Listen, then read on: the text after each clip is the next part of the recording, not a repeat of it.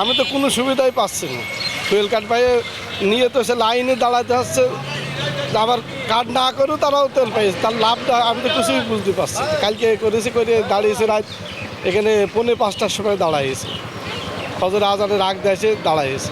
এই card driving আর গাড়ির কাগজ থাকলে ফুয়েল কার্ড দিচ্ছে, তিনি তেল দিচ্ছে, এতে আমি করি তো অনেকে তো এই কার্ড ছাড়াও তেল নিয়ে চলে যাচ্ছে দেখছি।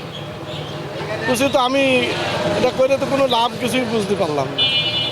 দেখার লোক নেই তো, এর দেখার কোনো লোক নেই তো, কোনো সুবিধাই হচ্ছে না, বরঞ্চ অসুবিধা বেশি হচ্ছে। কার্ড নিয়ে আসতে যে হয়রানি, দীর্ঘক্ষণ লাইনে দাঁড়িয়ে থেকে থেকে থেকে একটা ভোগান্তি, যথাসময় কার্ড ডেলিভারিও হয়নি।